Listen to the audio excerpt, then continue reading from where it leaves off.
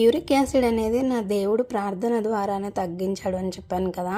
అసలు uric acid ఉన్నప్పుడు ఎంత నరకం చూసేదాన్నండి. కాళ్ళు విపరీతమైన నొప్పులు. నాన్ వెజ్ అన్నది తింటే అసలు ఎంత భయంకరంగా అంటే నైట్ అంతా నిద్రపోకుండా ఏడ్చిన రోజులు ఉన్నాయి. ఆంధ్ర వెళ్ళినప్పుడు నాకు ఇష్టమని మా అత్త వాళ్ళ పిల్లలు పచ్చిరొయ్యలు అయితే తెచ్చారు. పచ్చిరొయ్యలు అనేది అస్సలు పడదండి, మటన్ కానీ పచ్చిరొయ్యలు కానీ.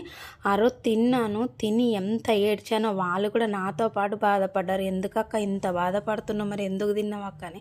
ఇష్టమని తిన్నాను రా, కానీ ఎంత ఏడ్చానంటే ఎంత ఘోరంగా నొప్పులు.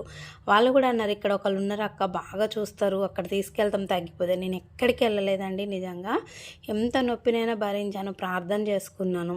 ఒకటే అనుకున్నా, దేవుడు ఏంటంటే మన విశ్వాసం ఒక్కటే చూస్తాడు, కానీ ఆ ప్రార్థన ఎంతో గంటల తరబడి చేసేసి నాకేం తగ్గుతుందిలే అంటే అది జరగదు.